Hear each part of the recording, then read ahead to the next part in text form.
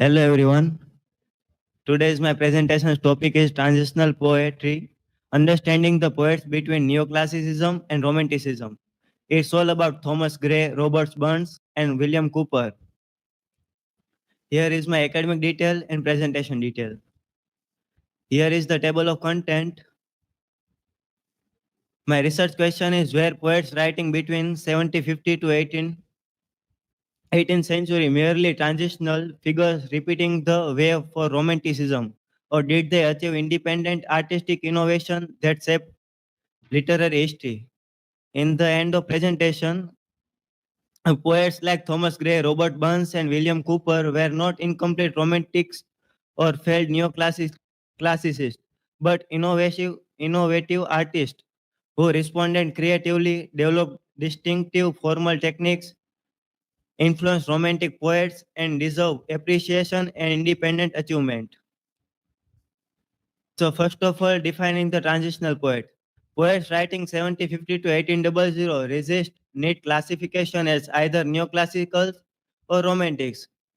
Burton Branson called this era uncommittedness where poets face both ways, neoclassical also and romantics also. Gray, Burns and Cooper inherited Augustan forms but developed new emotional intensity. In modern critics dismiss them as merely preparing ground for romantics. Understanding that independent achievements reveals how literary changes actually occurs. First of all, revolutionary grammar. Gray's Elegy Written in Country Churchyard in 1751 deliberately uses ambiguous syntax. The opening lines blurs subject and object. The curfew tolls the knell of parting day.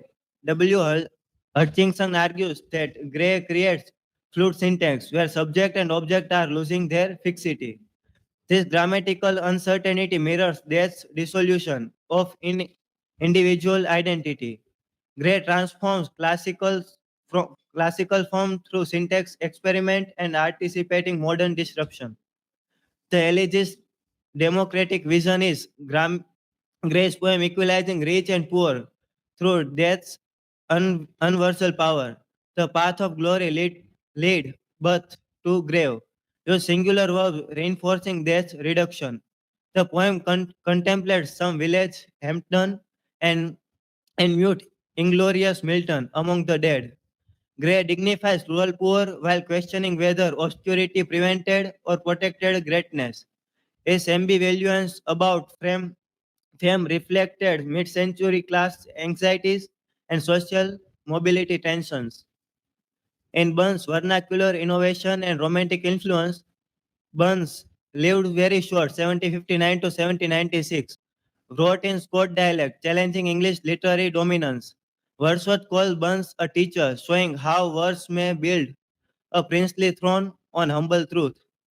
Coleridge praised Burns for writing in situation most favorable to for formatting of pure poetic language. Yet modern critics like David Dachis deny Burns' influenced romantic poetry.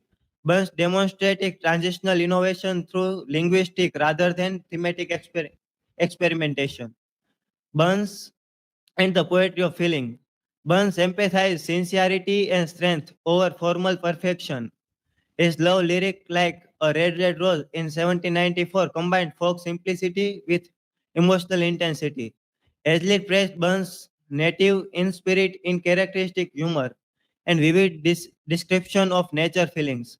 Kids found in Burns' luxurious imagination and celebrate of sensory experience. Burns balanced Scottish traditional forms with new emphasis on personal emotion.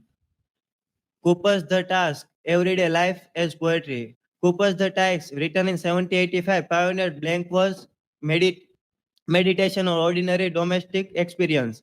The poem begins with Sofa's history before expanding to nature, society, and faith. Wordsworth acknowledged Cooper powerfully encountered to Darwin's dazzling manner. Cooper makes description, autobiography, moral reflection, and social critique also.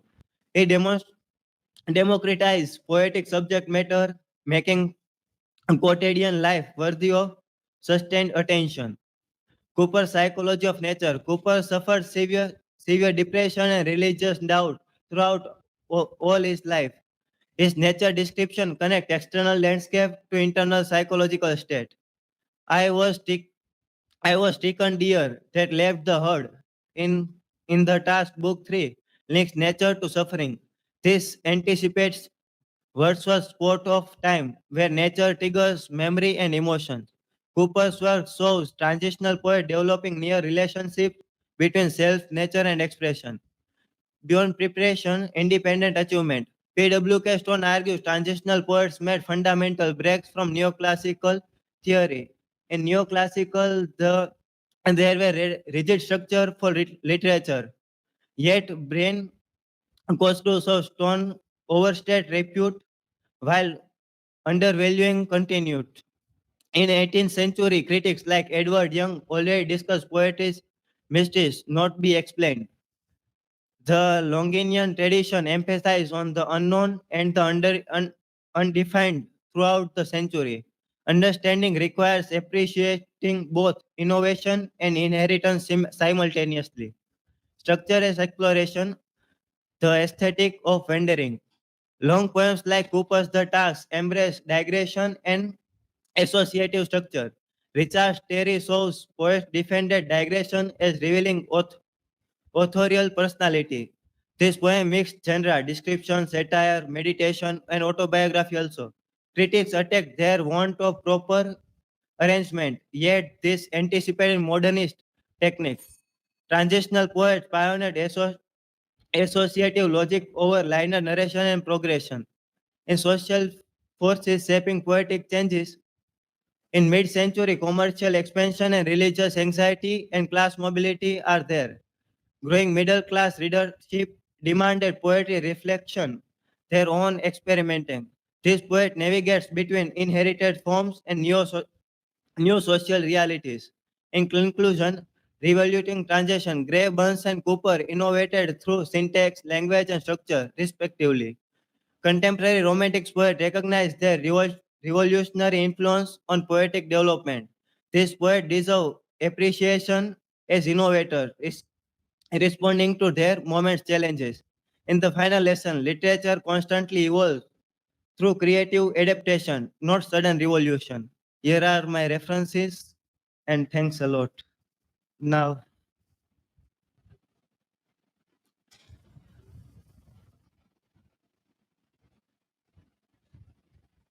My question is, how did Robert Burns innovate in his poetry? the Robert Burns uses Scottish dialect, which challenges the English language of English literature of that time. He also forces sincere and personal emotions in his writing also. Next question.